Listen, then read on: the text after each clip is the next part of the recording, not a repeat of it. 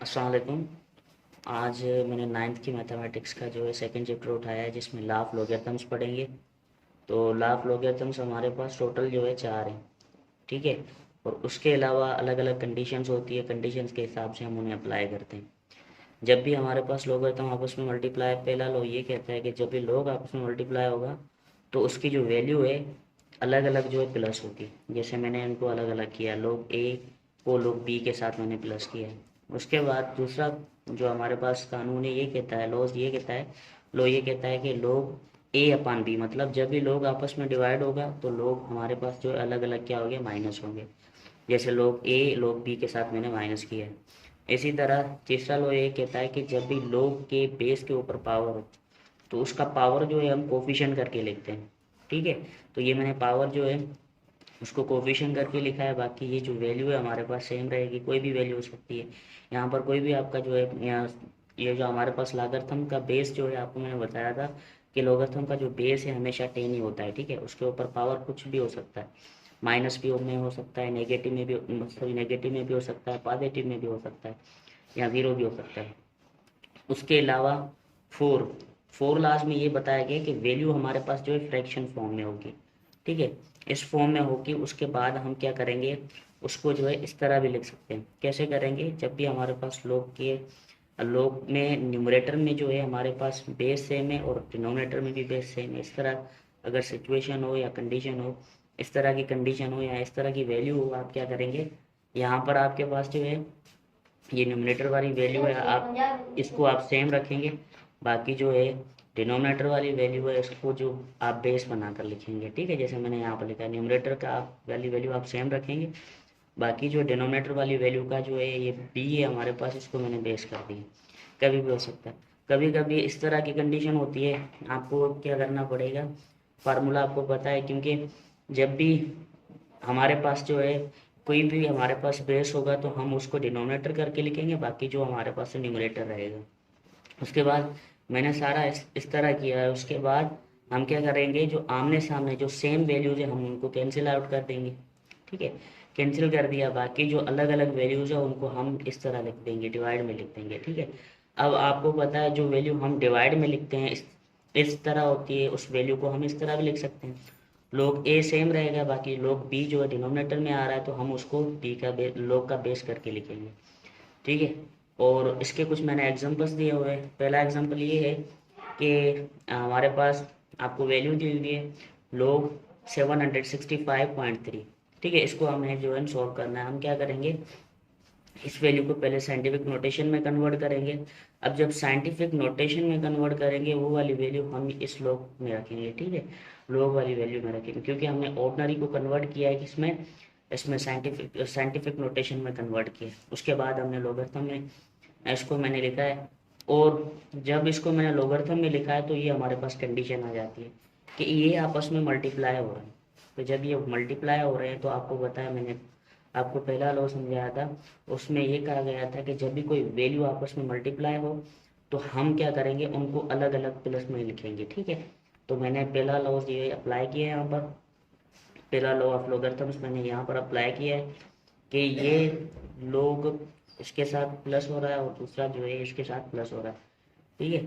अब यहाँ पर एक और कंडीशन इस्तेमाल होती है, इसका जो है अप्लाई होती है कि जब भी बेस के ऊपर पावर होगा तो वो पावर हम कोफिशिएंट करके लिखेंगे। यहाँ पर जो है हमारे पास कौन सा ला अप्लाई होता है, थर्ड ला अप्लाई होता है।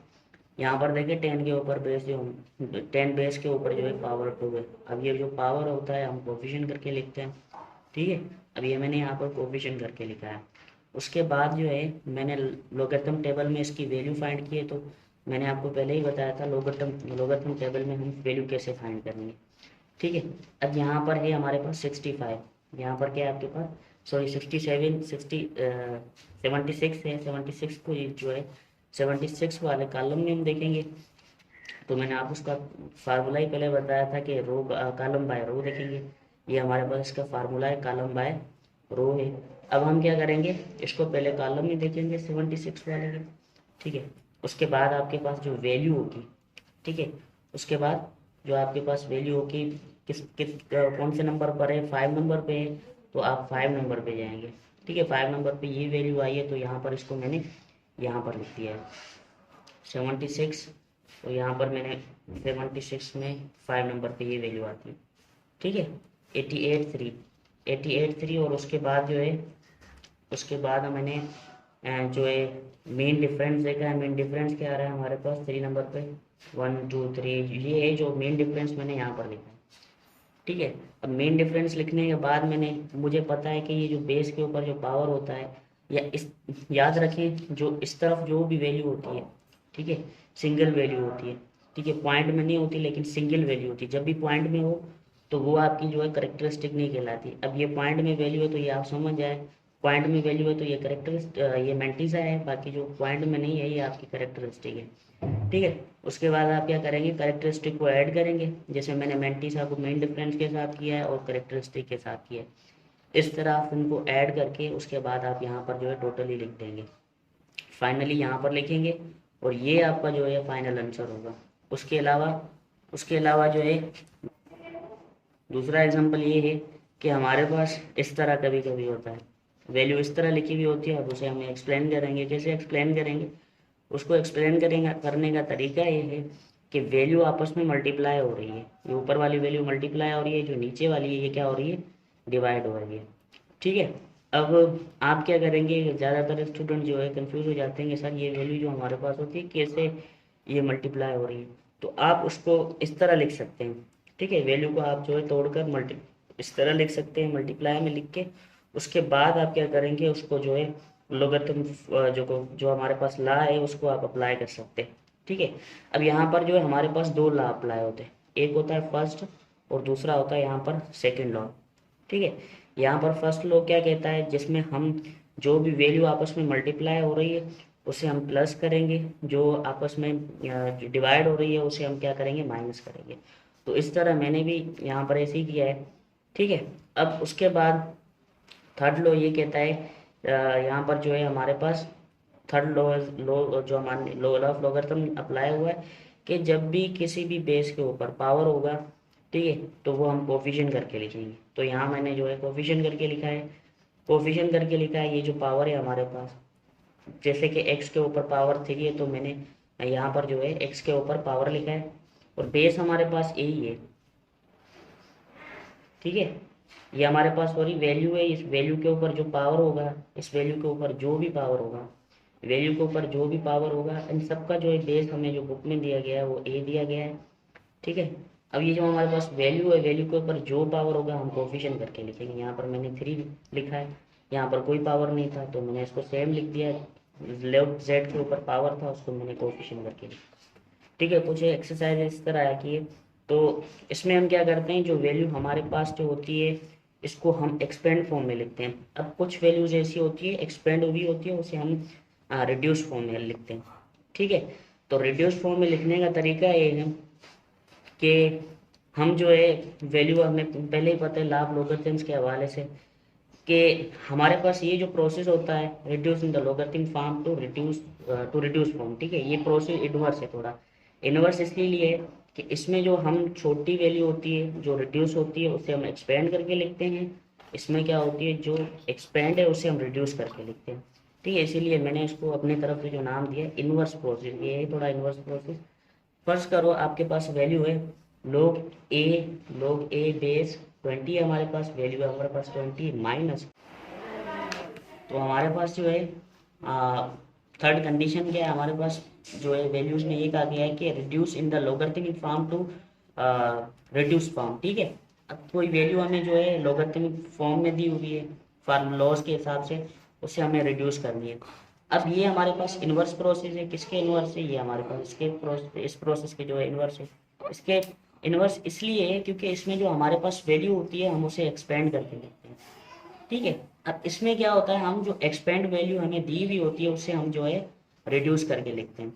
अब हम क्या करेंगे कि हमें ये दिया हुआ है, फर्स्ट ये है कि log ए 20 माइनस log ए 15 प्लस 1/2 log, हमारे पास जो है इसका बेस ए दिया हुआ है 9/2, ठीक है। तो इसका मतलब ये है कि जब भी हमारे पास नेगेटिव होगा मतलब माइनस होगी तो वैल्यू हम क्या करेंगे, उसको मल्टीप्लाई डिवाइड करेंगे, ठीक है। मैंने जैसे 20 को 15 के साथ मैंने डिवाइड किया है, उसके बाद यहाँ पर प्लस होगा तो वो वैल्यू हम क्या करेंगे, जैसे 9/2 है, प्लस हो रहा है तो मैं इनको मल्टीप्लाई करूँगा। ठीक है, अब ये कोफिशिएंट वाली वैल्यू, कोफिशिएंट मतलब ये आपस में जो है ये बेस का जो है पावर होगा 1/2, जो हमारे पास क्या होगा, बेस का पावर होगा, मतलब 9/2 का ये पावर है। तो मैंने यहाँ पर ये इसका पावर लगा दिया। ठीक है, उसके बाद हमारे पास जो है लोगरिथम में जो है हमारे पास, अब मैं इनको क्या तो कर दूंगा, इनको कैंसिल कर दूंगा, क्योंकि ये जो हमारे पास दोनों है 5 के टेबल में आते हैं, ये 4 टाइम आता है और ये 3 टाइम आता है। ठीक है, अब ये वाली जो वैल्यू है जिसके ऊपर पावर है 1/2, और याद रखें कुछ आपको नेम, आपको टिप्स और ट्रिक्स बता दूं कि जब भी बेस के ऊपर कोई पावर होगा फ्रैक्शन में होगा तो वो आप समझ जाए वो वैल्यू आपकी रूट में चले जाएगी। ठीक है, जैसे मैंने 5 के ऊपर लिखा है 1/2 लिखा है, तो इसका मतलब ये है कि 5 के ऊपर रूट वैल्यू है, रूट है, तो ये वैल्यू रूट में चली जाएगी।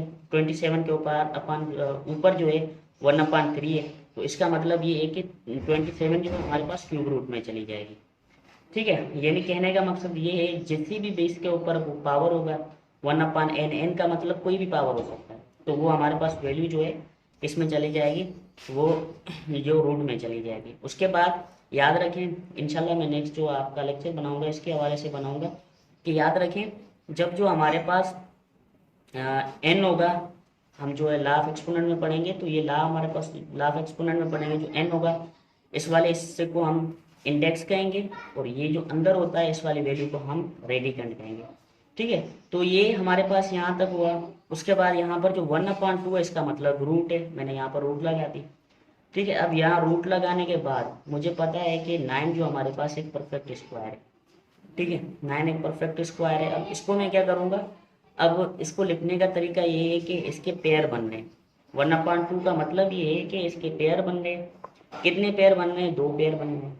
ठीक है, 2 पेयर कैसे बन रहे हैं, 3 को 3 के साथ अगर हम मल्टीप्लाई करेंगे तो हमारे पास ये वापस 9 आ जाएगा। ठीक है, तो मैंने यहाँ पर क्या किया, सिंगल नंबर को मैंने बाहर निकाल दिया। एक पेयर बन रहा है तो मैंने एक सिंगल नंबर को बाहर कर दिया, बाकी इसके पेयर नहीं बन रहे तो इसको मैंने यहाँ पर रख दिया। ठीक है, उसके बाद याद रखें, ये मैं आपको एक और ट्रिक्स बता दूं, 1/2 रूट की वैल्यू हमारे पास है 1/2। ठीक है, 1/2 का मतलब ये है कि हमारे पास वैल्यू है 2 मरतबा मल्टीप्लाई होगी, उसका जो एक सिंगल डिजिट है, मतलब सिंगल डिजिट है या सिंगल नंबर है, जो हम उसको बाहर निकाल देंगे। ठीक है, जैसे यहाँ पर मैंने सिंगल नंबर को जो है बाहर निकाल दिया, 3 को जो है मैंने बाहर निकाल दिया, तो 3 मैंने यहाँ पर रख दिया। उसके बाद मैं क्या करूँगा कि ये जो आपस में मल्टीप्लाई हो रहा है, आमने सामने जो सेम वैल्यूज है हम क्या कर देंगे, कैंसिल कर देंगे। ठीक है, ये कैंसिल हो जाएगी। ठीक है, इनको टेबल लग रहा है, इसको 1 टाइम, इसको 1 टाइम, बाकी जो हमारे पास 4/√2 है इसको हम इस फॉर्म में लिखेंगे, log a 4/√2 में लिखेंगे, तो ये हमारे पास एक रिड्यूस फॉर्म। और तीसरा हमारे पास एग्जांपल है। ठीक है, अब हमारे पास एक और एग्जांपल दिया गया है, जो आखिरी ला है हमारे पास 4th लॉ ऑफ लॉगरिथम से, उसके हिसाब से। ठीक है, अब ये हमें प्रूव करना है। प्रूव कैसे करना है कि मैंने आपको पहले ही बताया था कि जब भी लॉग में हमारे पास इस तरह की कंडीशन हो तो उसको हम अपने हिसाब से जो है फाइंड करेंगे। ठीक है, तो उसको फाइंड करने का तरीका ये है कि हम जो है 4th लॉ ऑफ लॉगरिथम्स में देखेंगे, उसके हिसाब से इसको फाइंड करेंगे, तो कि हमें ये प्रूव करना है कि ये वाली वैल्यू जो है 2 के बराबर है या नहीं। ठीक है, तो यहाँ पर हम जो है प्रूफ लगाएंगे, प्रूफ की हेडिंग लगाएंगे। उसके बाद हम क्या करेंगे, हम जो चीज़ प्रूफ करनी है, ठीक है, लेफ्ट हैंड साइड हम प्रूफ करेंगे, क्योंकि किसके बराबर प्रूफ करनी है, 2 के बराबर करनी है। तो मैं क्या करूँगा, यहाँ से जो है लेफ्ट हैंड साइड लूँगा। ठीक है, by taking the left hand side, यहाँ से जो है मैंने लेफ्ट हैंड साइड ली। उसके बाद मैंने इसको इस तरह लिखूंगा, सेम वैल्यू को यहाँ पर लिखूंगा। उसके बाद लिखने के बाद ये इसका तरीका ये है कि जो हमारे पास वैल्यू होती है बेस के ऊपर, उसे हम डिनोमिनेटर करके लिखते हैं। यहाँ पर भी जो हमारे पास बेस के तौर पे उसे मैंने डिनोमिनेटर करके लिखा। ठीक है, अब यहाँ पर एक और बात बताऊँ कि ये जो हमारे पास आपस में जो, इसको मैंने इस तरह लिखा है log 7/log 5। ठीक है, मल्टीप्लाई बाय log 25/log 7। ठीक है, अब याद रखें कि हमारे पास जो है सामने वाला बेस जो है इसका बेस होना चाहिए, ये जो हमारे पास वैल्यू होती है उसका बेस होना चाहिए। ठीक है, जैसे यहाँ पर जो हमारे पास log 25 का जो है हम बेस बनाएंगे तो हमें पावर जो है, इसका पावर क्या होगा, 2 होगा। ठीक है, इसका पावर हमारे पास 2 होगा। याद रखें ये जो है इसका बेस जो है 5 होना चाहिए। जैसे यहाँ पर नीचे डिनोमिनेटर में 5 है तो इसका बेस जो है 5 होना चाहिए। तो मैंने इसका बेस जो है 5 लिया है। ठीक है, तो मतलब कहने का मकसद ये है कि ये देखिए क्रॉस का मतलब ये है कि वैल्यू आपस में कैंसिल हो जाए। अब ये 7 है, नीचे हमारे पास 7 है, तो ये इसका मतलब ये है कि ये हमारे पास 7 है। ये इसका एक ट्रिक है, जो टिप्स है मैं आपको बता रहा हूँ कि ये जो सामने वाली वैल्यू है इसका जो बेस है हमारे पास 7 होना चाहिए। बेस क्या होना चाहिए? 7। तो यहाँ पर इसका बेस 7 1 ही होगा हमारे पास। ठीक है, लेकिन इसका बना अगर 49 होगा तो हम बनाएंगे क्योंकि 7 मल्टीप्लाई 7 होगा। तो इसका हमारे पास जो बेस होगा 5 होगा। तब हमें जो जब हमारे पास जो वैल्यू को मल्टीप्लाई करेंगे, बेस अगर 5 है और उसका पावर हमारे पास 2 होगा, जो बराबर है किसके? 25 के। मतलब 5 के ऊपर पावर है तो इसका मतलब ये है कि 5 मल्टीप्लाई 5 इज इक्वल टू 25। ठीक है, तो मैंने इस वैल्यू को इस तरह लिखा है। उसके बाद log 7 upon log 5 multiply by log 5 के ऊपर पावर मैंने 2 दिया है। ठीक है, और उसके बाद अपॉन log 7, ये सेम वैल्यू आपस में कट जाएगी। ठीक है, कैंसिल हो जाएगी। ठीक है, याद रखिए जब भी सेम वैल्यू आपस में कैंसिल हो जाए, same value one one time आपस में कैंसिल हो जाए तो वो बराबर होती है 1 के। किसके बराबर होती है? 1 के बराबर होती है। तो मैंने यहाँ पर जो है इनको कैंसिल कर दिया। कैंसिल होने के बाद बाकी जो हमारे पास है यहाँ पर ये जो 2 है, लाभ लोगेरिथम्स के हिसाब से हमने पढ़ा था कि थर्ड लॉ में जो भी लाभ का कोफिशिएंट बेस होता है, सॉरी पावर होता है, वो कोफिशिएंट करके लिखते हैं। हम कोफिशिएंट करके लिखा। बाकी ये वैल्यूज आपस में क्या हो गई हमारे पास? कैंसिल हो गई। ये मैंने कैंसिल कर दी, यहाँ पर भी मैंने कैंसिल कर दी। बाकी जो हमारे पास 2 बच गया। ठीक है, अब यहाँ पर मैंने आपको कहा कि जब भी सारी वैल्यूज आपस में कैंसिल हो जाए तो वो बराबर होती है 1 के। ठीक है, यहाँ आप 1 डायरेक्ट कर सकते हैं मल्टीप्लाई, मैंने तो डायरेक्टली किया है। यहाँ आप इसे इस तरह लिख सकते हैं, 1 कर सकते हैं मल्टीप्लाई इज इक्वल टू बराबर किसके होगा? ये हमारे पास 2 के बराबर होगा। ठीक है, तो ये मैंने यहाँ पर जो है प्रूव किया है, लेफ्ट हैंड साइड जो हमारे पास राइट हैंड साइड के बराबर है। ठीक है, आज तक इतना ही काफ़ी है।